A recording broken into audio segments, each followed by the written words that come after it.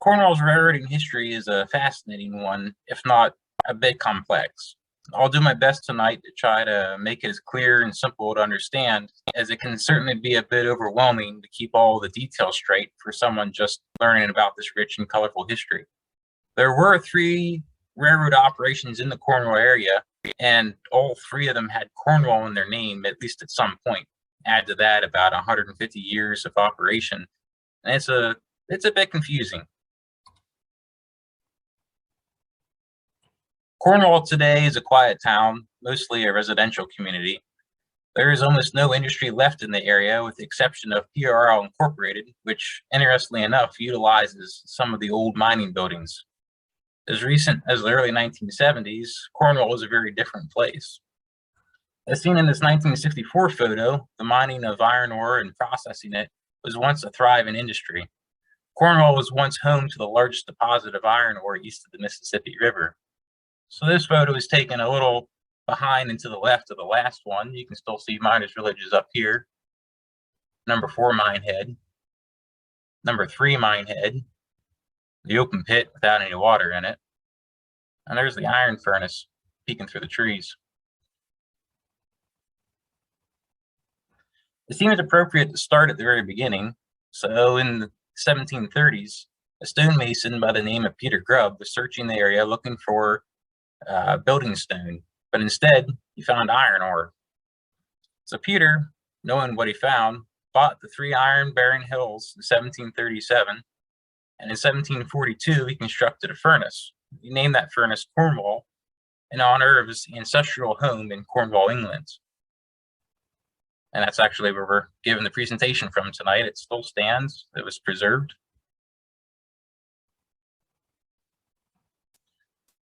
Horses and mules were used for transporting iron ore in the early years. Ore was taken from the mine, as pictured here, to the furnaces to be processed into iron. From there, the iron often traveled to forges to be further refined before being delivered to the consumers. With the arrival of the Union Canal, transporting iron ore and iron products was a bit easier, but there was still the problem of getting the product to Lebanon from Cornwall, roughly 5 miles away. In 1848, a plank road was constructed between these 2 locations. As the name suggests, the road was constructed of wooden planks laid edge to edge in an attempt to create a better road surface for the transportation of heavy wagons.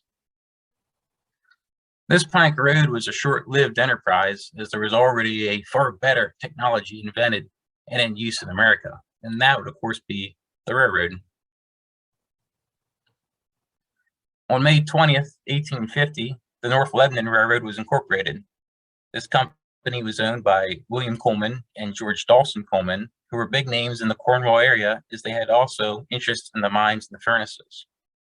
Construction was delayed until 1853 in order to connect with the Lebanon Valley Railroad, also being constructed at the time.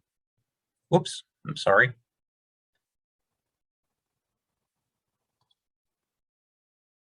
It was opened in January of 1855, and this railroad first used mules to pull the carts along the tracks. The use of mules lasted less than a year when a steam engine was purchased to greatly improve the efficiency, as it had the power to move a train that would have required 100 mules. Pictured is one of the 3 locomotives owned by the North Lebanon Railroad, named the Dunmore. The Dunmore is believed to be one of only a handful of locomotives produced by the Baltimore Locomotive Works around 1866 or 1867. So I've included some maps periodically throughout this presentation to try to make it a little clearer of these railroads, and then later on, segments of them were abandoned. So here in red is the North Lebanon Railroad. Started up in Lebanon. Midway is roughly midway between Lebanon and Cornwall. That's why it got its name. Terminated in Miners Village. The 3 iron-bearing hills of the area were Big Hill, Middle Hill, and Grassy Hill. That's where they were mining. And they also connected in with the Lebanon Valley Railroad up here that ran from Harrisburg through Lebanon up to Reading. Prior to 1865, iron ore was loaded directly into North Lebanon Railroad cars at the mines down in Cornwall. The details aren't real clear, but it is believed that the iron ore was probably loaded into wagons from the three iron-bearing hills and then transported the short distance to the railroad and then dumped into the cars. In 1865, a spiral railroad was constructed to ease the loading of the cars. This operation was owned by the Cornwall Ore Banks Company itself, which was the entity responsible for mining the iron ore of the area. There are not many photos of this operation, but seen here is a photo taken a little bit later, around the mid-1880s, prior to the mining of the open pit. I'm sorry, I'm not used to this particular version of PowerPoint. I keep clicking the wrong places.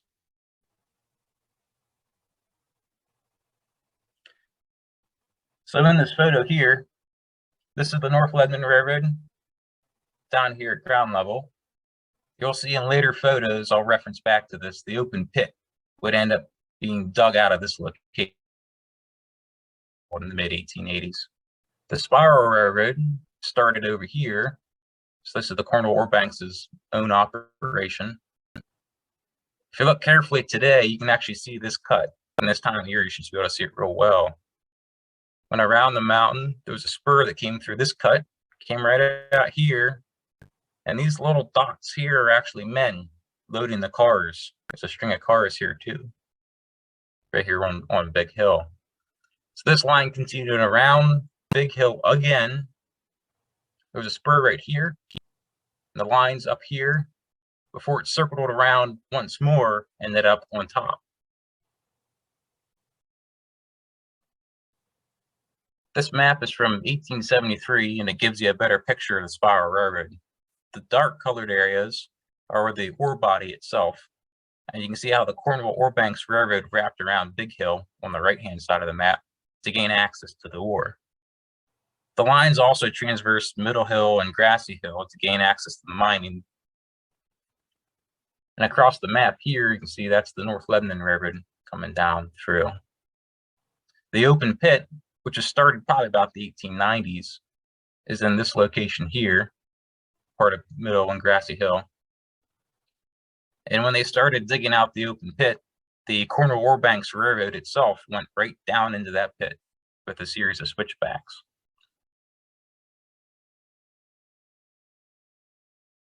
On April the 5th, 1870, the North Lebanon Railroad's name was changed to the Cornwall Railroad. I'm not really sure why, but we have to admit Cornwall Railroad makes a lot more sense for a railroad serving Cornwall. The 1870s were fairly uneventful for the Cornwall, but the 1880s would certainly make up for that.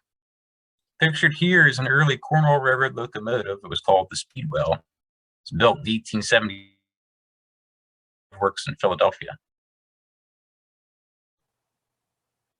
On October the 1st, 1883, both the Cornwall and Lebanon Railroad and the Colebrook Valley Railroads opened for service.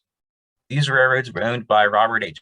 Coleman, and together they ran from Lebanon down to Cornwall and then further down to Conewago, where they connected in with the Pennsylvania Railroad. The total length was about 22 miles. This line directly competed with the Cornwall Railroad, who at the time was owned by Robert H. Coleman's cousin, William C. Freeman. In addition, it's interesting to note that R.H. Coleman was also the son of William Coleman, who was one of the founders of the North Lebanon Railroad. I'll explain the photos real quick here before we move onward.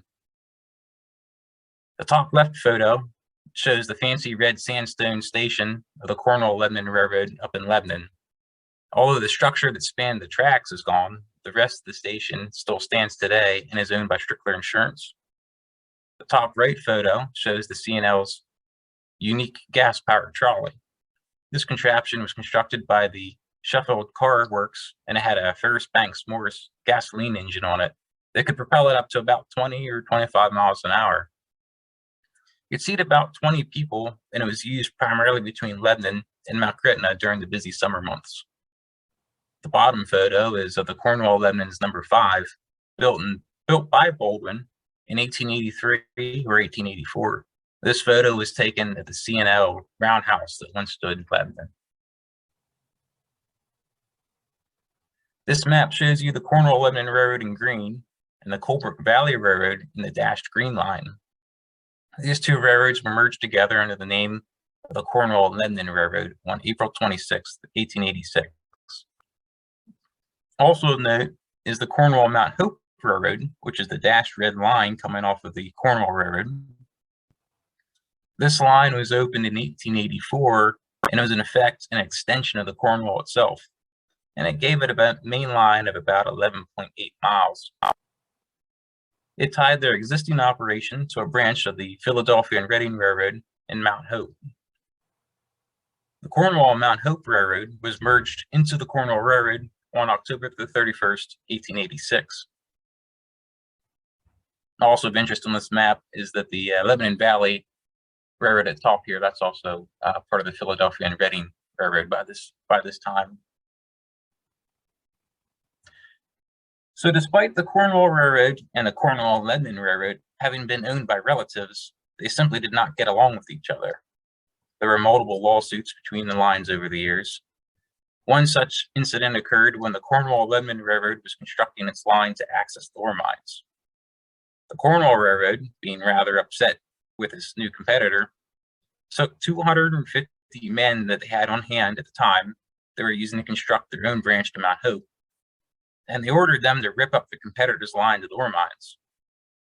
And it's by no surprise that this rash behavior was not successful, and the C&L rebuilt their branch to the ore mines. Another such incident regarded the level crossing between the two railroads in Cornwall. From Lebanon to Cornwall, both railroads paralleled each other, but upon reaching Cornwall, the C&L had to cross over the Cornwall Railroad in order to continue onwards down towards Conewago. Initially, this was done at grade. Two railroads agreed, since the Cornwall Railroad was the first one, that it had the right-of-way over all C&L trains. This agreement fell apart quickly as the C&L did not hold up its end of the bargain. Often, it would make the Cornwall Railroad trains wait, or it wouldn't even stop at the crossing to first check to make sure that it was clear, and they would just barrel on through, which was pretty dangerous to both people and the equipment. After several lawsuits, the Cornwall-Lebanon Railroad finally constructed the iron bridge that still stands in Cornwall today.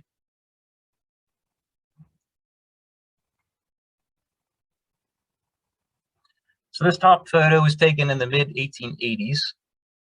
This train here is actually a Cornwall Railroad passenger train, although oddly enough, that's a freight locomotive pulling it. I imagine it was probably brand new at the time and they were showing it off. So this is the Cornwall Railroad line, these two tracks, their station right here. And the Cornwall and Lebanon Railroad own these tracks. This is their main line. And these tracks curving off to the side is the Cornwall-Lebanon Railroad's main line towards the ore mines. That's the branch that was torn up by the 250 men of the Cornwall. And then they, of course, rebuilt it. So down here out of sight to the left, there would have been a level crossing. You can see the tracks are at the same elevation. C&L just crossed over the Cornwall, and that caused a lot of problems. So they built the iron bridge. The bottom photo is about 1909. This is the Cornwall Railroad station. So it's taken behind by those trees looking back the opposite direction.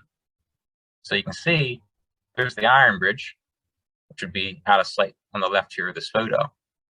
Today, if you walk the trail, you'll walk right over top of this iron. There's a large fill clear back to the road. These tracks had to be raised up so they could go over the bridge and back. Also of note is here's the old store, and that's a bed and breakfast today. And in this field behind here is where the elementary school is.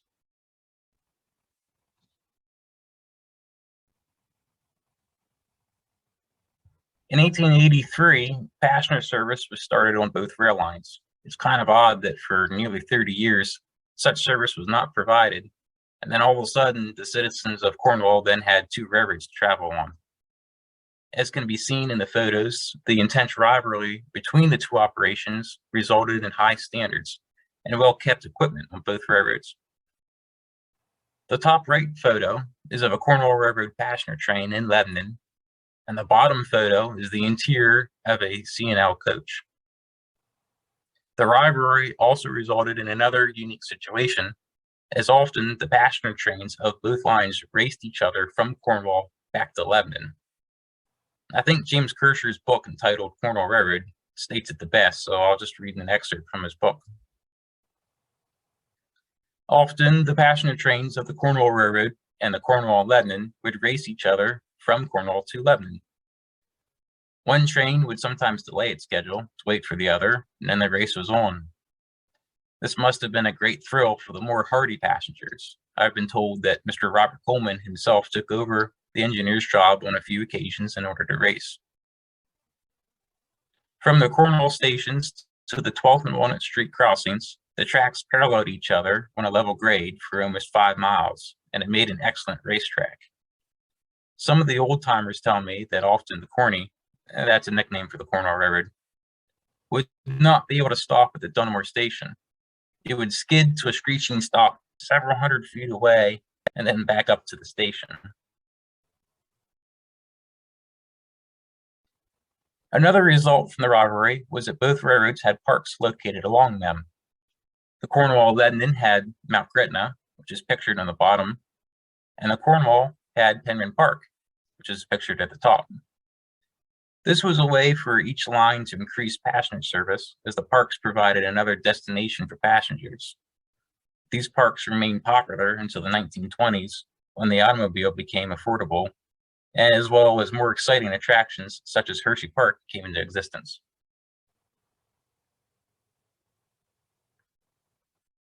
On July 4th, 1889, the Mount Gretna Narrow Gauge Railroad was open to the public.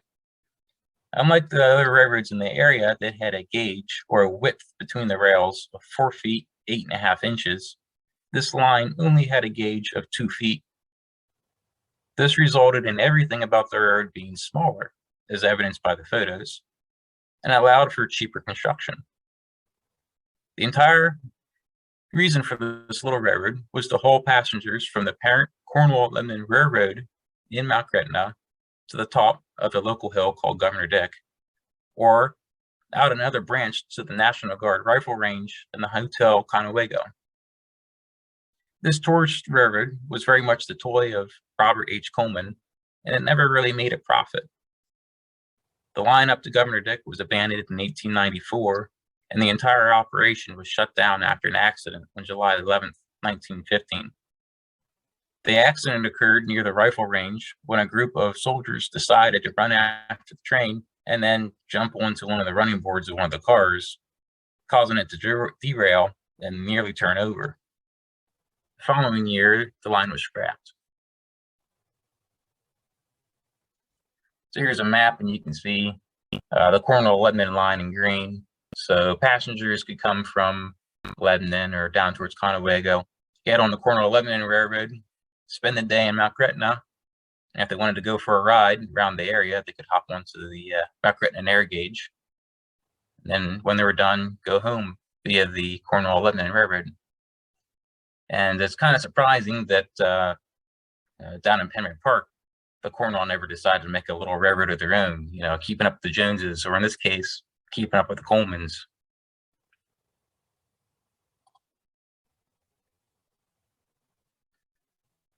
Robert H. Coleman, who was the owner of the Cornwall Lebanon Railroad, as well as other iron-related interests, used his wealth to construct a railroad in Florida, of all places. Unfortunately, he overinvested in this endeavor, and the 1893 financial panic caused him to lose the C&L, as well as other iron industry in the area. The Pennsylvania Railroad has always wanted a connection to the Pennsylvania Railroad, which connected to the C&L in Conewago, always wanted a line to the iron industry in the Lebanon and Cornwall areas. So starting in 1913, they started to buy the stock of the C&L. On April 15th, 1918, the Pennsylvania finished the purchase of the Cornwall-Lebanon Railroad.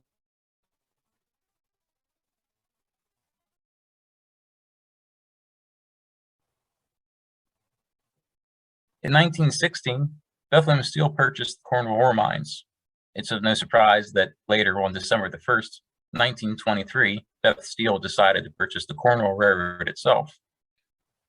Being that they now owned the ore mines and a railroad to serve them, Pennsylvania Railroad Cornwall-Lebanon branch to the ore mines was abandoned. The Pennsylvania Railroad still used the old C&L main line to access Lebanon and the steel industry that was still thriving in it. The Cornwall Railroad went on a locomotive buying spree in the 1920s, with one of their new modern locomotives visible in the bottom right photo. It's pulling a substantially loaded ore train through a location called Midway. This photo is obviously staged to show off their new locomotive, which was number 15, built by Baldwin in 1925. Crew members can be seen standing on the front of the steamer, and all the newly purchased ore cars are up on the front end, while all the old cars are back on the rear. The bottom left photo shows the ore mines around this time. The open pit is well on its way. As you can see, as I referenced earlier in that 1880s photo, this was ground level at one time in the 1880s. There's Big Hill in the background. Here's the Cornwall ore banks tracks down in the pit. The second slide, I also referenced that one number 2 skip hoist you can still see sticking in the water. That's actually that there. So the Cornwall ore banks would go get the iron ore, usually loaded by this time by a large electric or steam shovel, which would be dumped into the cars, and those cars would be dumped into this crusher down here, which would then go up the skip and up the side of the hill, where it would be processed and then loaded into standard gauge railroad cars. There's 2 other skips right here. On July 25th, 1925, heavy rains caused substantial flooding to the mines, as pictured on the top left, and it damaged the railroads, as can be seen on the top right photo. In the left picture, just the tops of the drilling machines can be seen sticking out of the water back here, while in the foreground, sitting high and dry, are similar machinery. In the right photo, taken in front of the miners' village station, the right-of-way appears to be damaged, all this flooding in here, and the turntable pit is full of water. That's the turntable pit used to turn locomotives. It's not supposed to have water in it. The same storm sealed the fate of Penman Park, just to the south on the Cornwall Railroad, as it too was severely damaged. On January 23rd, 1929, was the last day of passenger service on the Cornwall Railroad. In nearly 46 years, the Cornwall hauled over 5 million passengers. Later in the year, passenger service on the former C&L line was also discontinued. The affordability of the automobile pretty much made passenger service on both lines unprofitable by this point. From 1916 to 1923, Samuel Strauss had a 3-foot narrow-gauge logging railroad located up in Monroe Valley in northern Lebanon County. In 1923, he moved his equipment to an area south and to the west of Penman Park, along the Cornwall Railroad. Very little information about this railroad is available, but it probably had a length of something about 10 miles or so. The Great Depression greatly slowed the operation, and it eventually shut down for good in the early 1940s. The top right photo shows one of the specialized geared logging locomotives called a shay. And that's pictured up in Monroe Valley, but they took that same locomotive and the cars and the whole operation, lock, stock, and barrel, down to the Penman Park area. The other 3 photos are from the Penman Park operation. The top left one shows how the narrow gauge cars here of the Strauss operation would then load the, this is a standard gauge car, the Cornwall Railroad in front here. They would just roll the timber into the cars. This box car is probably for cut timber, like in this picture here. Usually they loaded into the side of the car. So that's how they transferred from the 3-foot narrow gauge car to the standard gauge equipment of the Cornwall Railroad. This photo here in the bottom left is somewhere out in the woods. And you can see a narrow gauge car right here. It's about ready to be loaded with all the cut timber. And on the right here is a portable sawmill. Most of this lumber was used to shore up underground mines and was referred to as prop timber.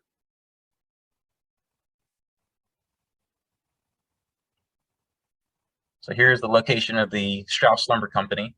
The Cornwall Railroad had a siding here, and that's where they would transfer the material from the Strauss Lumber Company over onto the Cornwall. And Strauss line ran to the east here up 10, 12 miles or so. It's very hard to find any information on this operation.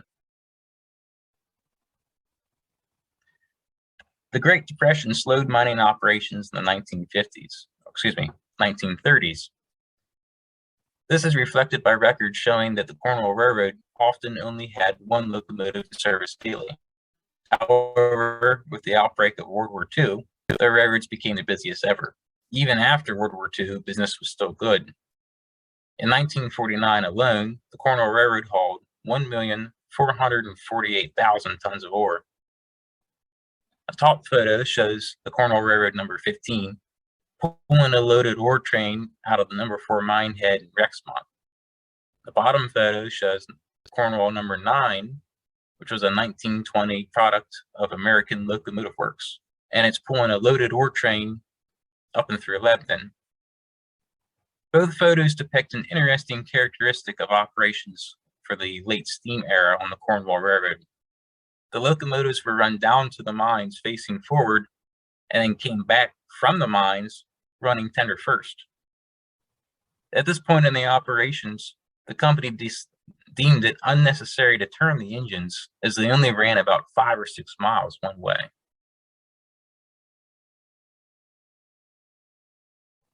In 1944, the depth of the open pit became so deep that the Cornwall Ore Banks operations abandoned its railroad. In its place, a half a dozen specially built trucks took over. The top right photo shows the depth that the pit reached by this point. Right on the top here, that's the Cornwall Railroad main line. That's the base of Big Hill in the background. So in that 1880s photos from the beginning of the presentation, this was ground level, and the railroad and the mining dug it clear down to this level.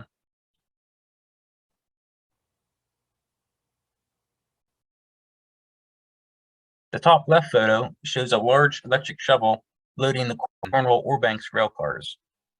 In the top right of that photo, you can see the primary crusher for the number 2 skip. So they would load the cars with ore and bring them over to the skip and then dump it in.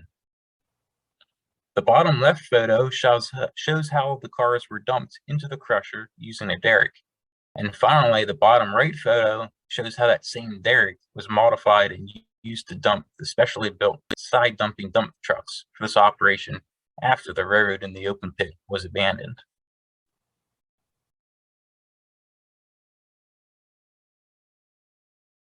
I'm sorry, I keep skipping. I'm not familiar with this particular setup. Steam locomotives were used for the last time on the Cornwall Railroad on April the 7th, 1950. Starting the previous month, new diesel switchers were tested on the Cornwall. These end-cab style diesel locomotives were built by the Electromotive Division of General Motors. Diesel-powered locomotives offered many benefits over the old steamers, including less maintenance, they were quicker to start, had a lower center of gravity, and they were cheaper to operate. In addition to being better operationally and economically, the new locomotives wore a bright red and yellow paint scheme, which was in stark contrast to the black painted steamers they replaced. The top photo shows the Cornwall 122 pulling an ore train under the old C&L Bridge in Cornwall sometime in the mid-1950s. The bottom photo shows the number 100, which was later renumbered to the 120, shoving an empty train into the loader at the number 4 mine in Rexmont. The bottom photo was taken March 28, 1950, when the diesels were still being tested. Over on the former Cornwall-Lebanon Railroad, the transition from steam to diesel probably took a lot longer to accomplish, because the Pennsylvania Railroad took from the 1940s to the mid-1950s to complete the switchover.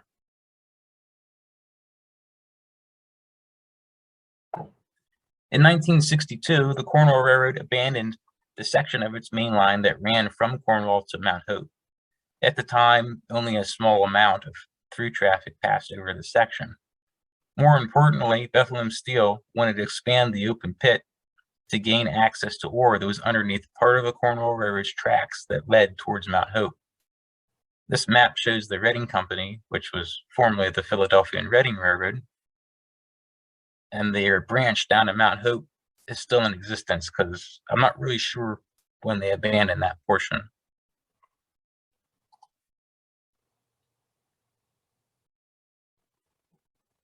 Since the early 1900s, iron ore was shipped to Lebanon to be further processed at the concentrator located there.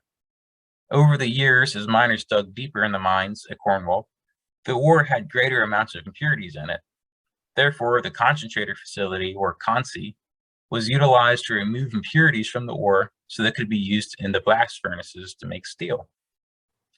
The facility in Lebanon, pictured at the top, lasted until April the 4th, 1962, when a new one, pictured below, was opened at the number 4 mine head in Rexmont. With this change, the Cornwall Railroad was now shipping only processed ore instead of the raw ore to Lebanon, which resulted in quite a bit less revenue for them. 2 years later, on October the 14th, 1964, the Cornwall was leased to the Reading Company and then finally bought outright on April the 16th, 1968 for a mere $200,000.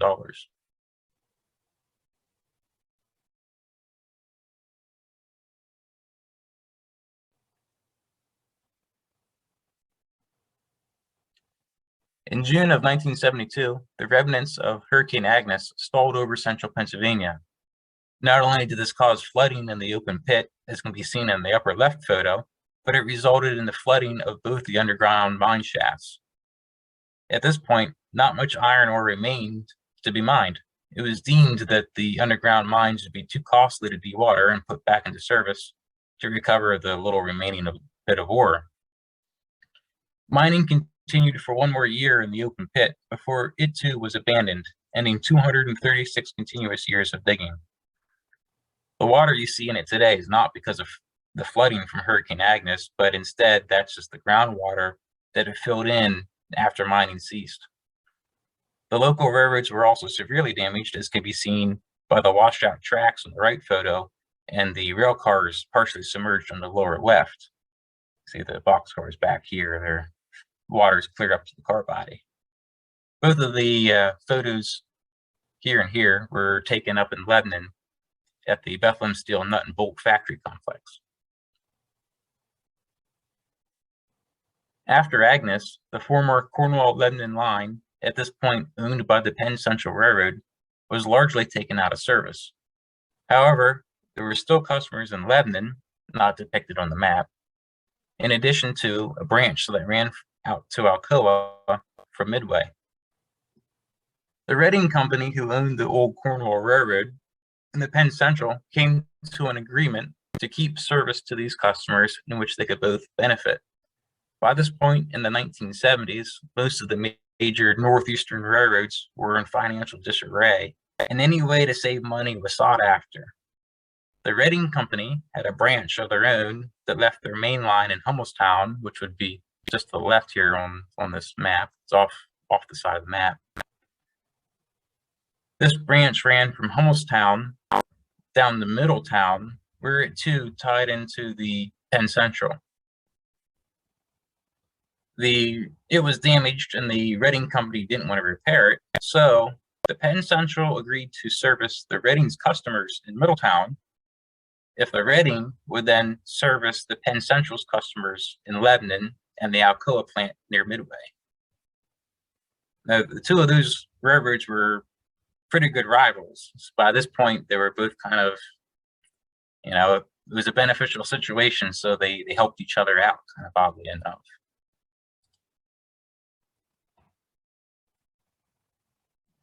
After the last iron ore was mined in 1973, the concentrator shut down in Rexmont.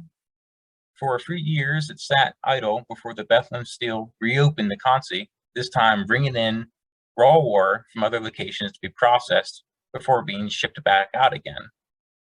This operation only lasted a few years before the concentrator plant was shut down for good. This photo shows a loaded train of raw ore passing through Midway on its way to the Rexmont concentrator. The cars may appear to be empty due to the fact that the density of the iron ore prohibits this style of car from being loaded to the top. In the middle of the photo, you can see the flyover track that was constructed to allow from the old Cornwall main to allow access to the old Cornwall Lebanon main. So this is the old Cornwall Railroad. The old Cornwall Lebanon used to run down here, the two mains that paralleled each other. When the Reading started serving the customers of the Penn Central, they built this flyover track to get over to the other side. And that was down south of here was the Alcoa branch.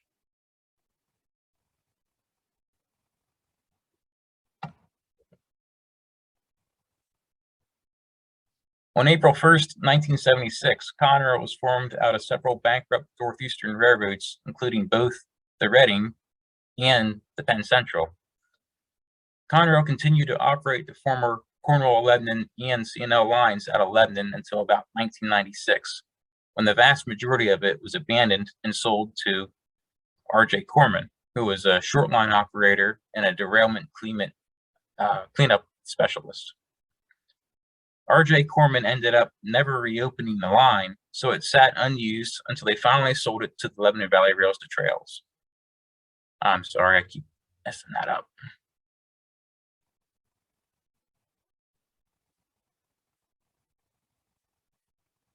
Photo on the bottom shows a Conrail train en route to Alcoa.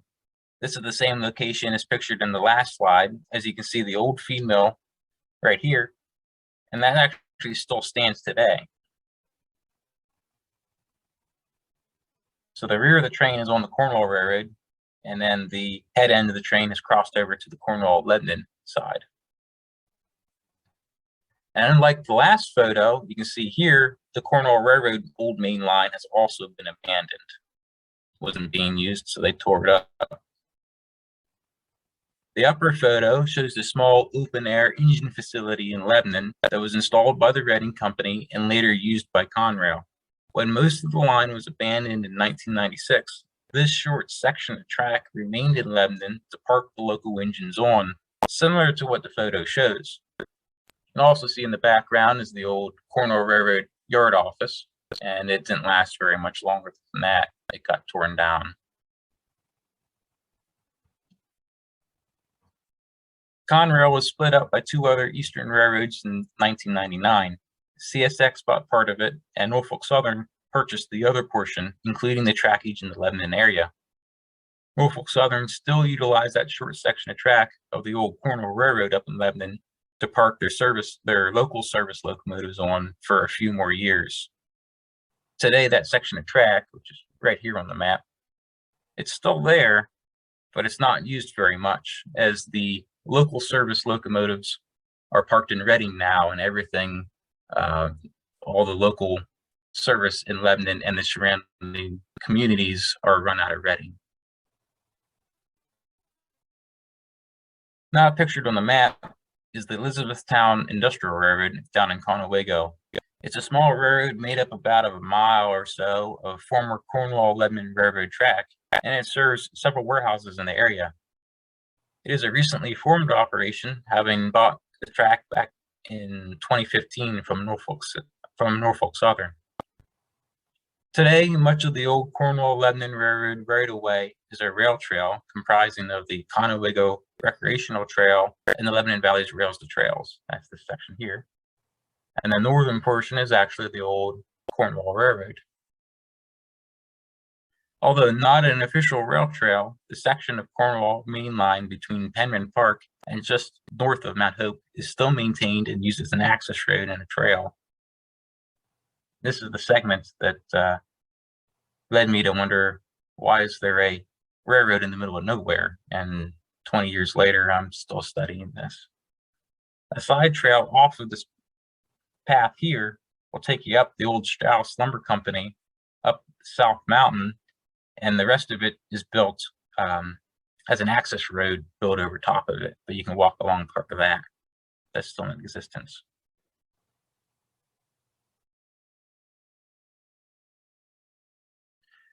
This concludes tonight's presentation. I hope you enjoyed my lecture and didn't find it too complicated, as it can certainly be a bit confusing, and it's a lot of information to cover in a short time. If you want to learn more about Cornwall's railroading history, you can visit my website, which is www.cornwallrailroad.com. One last thing before the question and answer segment is a shameless ad for this print, which is available from Bryan's Model Trains in Myerstown. It depicts the Pennsylvania Railroad's former Cornwall-Lebanon Railroad branch line crossing over the Cornwall Railroad in the mid-1950s. For every print sold, $5 goes to the Cornwall Iron Furnace. And they also have available calendars, which contains this print, and Christmas cards that also have this nice print on it. And with that, it's back to you, Mike.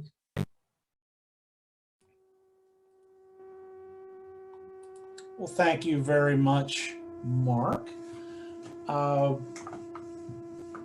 So we did have some questions.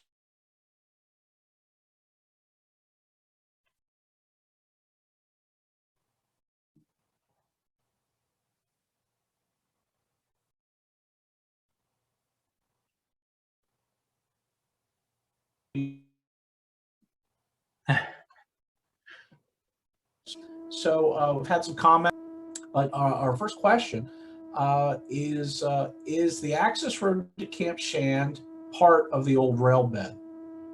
Okay, so it actually parallels it.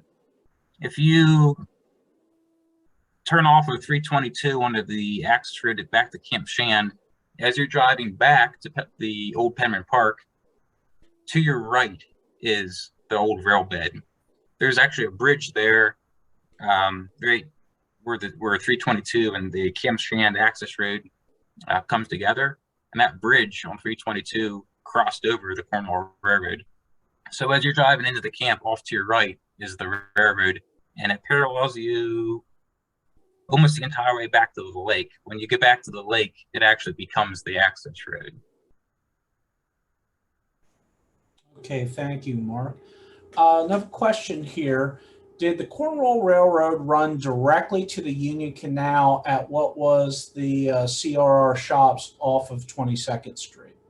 Yes. Yeah, there's really early 1880s maps, and it actually shows the old wharf that they used to offload the iron ore from the Cornwall Railroad into the Union Canal.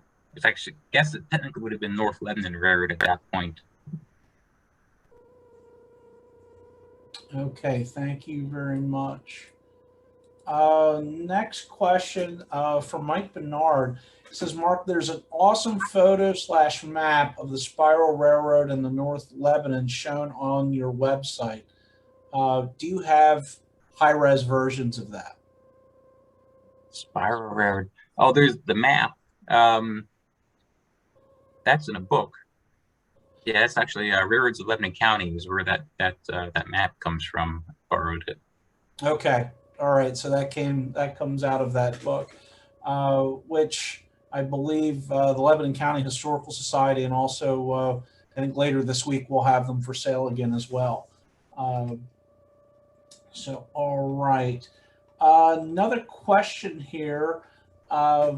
Is wondering if you know where the T-rails were manufactured that was used for the lines running through Lebanon County. I'm not sure exactly what a T-rail is, unfortunately. Okay. I was wondering if he's thinking about the rails themselves. Um, I'm not. I know they made a lot of nuts and bolts and other fasteners up at the Lebanon plant. I know the Steelton facility made a lot of rail. At both my jobs, I see a lot of the rail marked Steelton as far as railroad rail, but T-rail, unfortunately, I'm not sure exactly what that term is. Maybe they can chime in there and straighten me out. Okay. All right. We have a couple more here. I also know that early on, Cornwall Iron Furnace was selling iron to Trenton, where they were making rails. So I wonder if rail then also came back into this area, and that would have been the fairly early period. And unfortunately, I don't have a lot of information about that particular topic. Okay. Well, thank I won't you. lie to you. I don't know. No, that's quite all right. That was a good question, though. We'll have to look at that. So another question here. After passing through Penryn, where did the rail bed cross where the current PA Turnpike goes east and west? And can you still see remnants of that rail bed? Okay.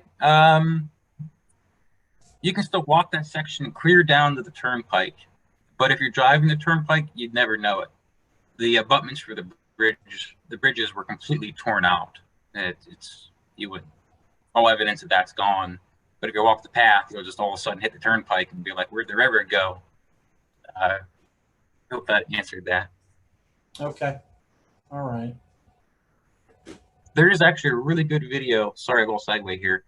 If you go on YouTube, type in, I think it's Cornwall or Cornwall Railroad, it should come up. And it's the only video that we know, we being myself and other Cornwall fanatics, of the actual Cornwall Railroad in operation. And it was taken about 1961, 1962. There's actually a link on my website too, if you want to get it that way. And they actually take a trip down almost the entire line, and they cross over that bridge into Mount Hope that went over top the turnpike.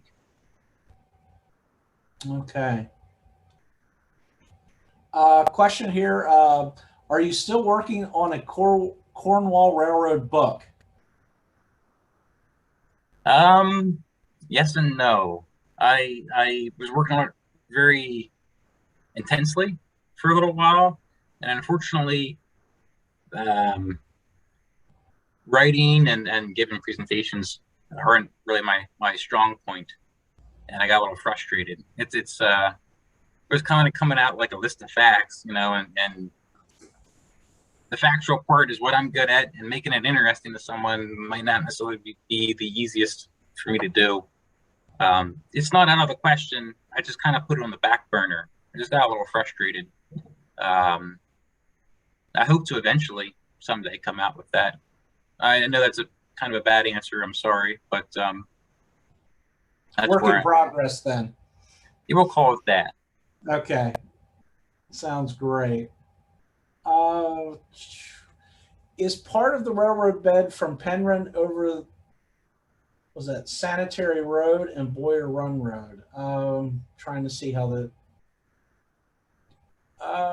Penryn. It's asking where the railroad bed was through Penryn. I'm not sure if they mean Penryn down in Lancaster County or Penryn Park. That was actually a lot of confusion, even back in the time of the Cornwall Railroad, because the roads don't sound familiar to me. Perhaps they're confusing it with the other location. Okay. There's actually a story of a fire truck that was supposed to be delivered to Penryn, and instead they drove to Penryn Park when the Cornwall Railroad was still there. So I'm not sure if that's still giving us confusion to this day. All right. There's someone. Okay, here's a good one. Are there any preserved engines or rolling stock from either the CRR or the CNL? Okay, so the CNL, I'm not aware of any of the equipment. The Cornwall Railroad, let's see, there is the 900 caboose that's over on the Black River and Western. It's more or less just a shell anymore. The 122 was down in Baltimore up until every 2000, so it probably got cut up. There's an SW1, I think it's 16 or the 12, is out in Iowa, Garden City, Iowa. That's probably the most intact, preserved one. There was another SW1 I just recently found out got converted into some other rebuild. And an NW2 was turned into a slug, and it was sitting in Bethlehem into the early 2000s. I'm not sure if that got cut out. On my website, I do have a section. If you go under there and look up diesel locomotives, it says disposition, and I have to update it now, but that was a lot of my leads when it was still around. Nothing preserved as Cornwall Railroad. I think that would be awesome. But a little bits and pieces here, still scattered around the country. All right. So the clarification about Penryn was in Lancaster County, and one of the roads is Sanctuary Road. Yeah, that doesn't ring a bell. Okay. I grew half a mile just to the north of Penryn Park. I can't place that. I'm sorry. I think that, okay. All right. Well, we'll leave that mystery then for another time.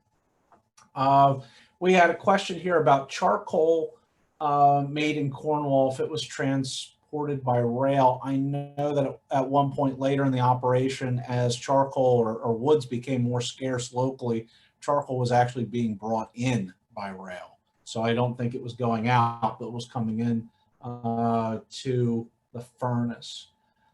Here's another question. So I've seen references in timetables to the Mannheim Joint Line. Was this the Cornwall Railroad extension to Mannheim? And any idea why it was called Joint? Okay. Yeah, actually, I had the answer to that. So I didn't cover it because, well, there just wasn't enough time. But the Cornwall Railroad used the Philadelphia and Reading, later Reading Company passenger station in Lebanon, which is the station. It's not the red sandstone one that was the CNL. There's another one up there, has the fancy turrets and everything, right on Norfolk Southern's main line. So the Cornwall utilized the Reading station there, and then you could ride down over the Cornwall, all the way down through Cornwall, down to Mount Hope, which was the terminus of the Cornwall Railroad. But the Cornwall continued by trackage rights clear down into Mannheim. So they ran over top of the Reading to go down to Mannheim, and then down to Mannheim, it tied into another line that came in from Lancaster, and the other end you could take clear up into Reading. So I guess they found it more convenient if the Cornwall Railroad, instead of terminating in Mount Hope, just would continue down to Mannheim. It was more logical. You could tie in with other trains. So they called it a joint line because the Cornwall Railroad ran over top of the Reading. And once in a while, it went the other way too, where the Reading Company would then, or earlier years, the Philadelphia and Reading Railroad would actually run over top of the Cornwall to get to 2 points. So they were kind of partners in one essence, and would work together with each other.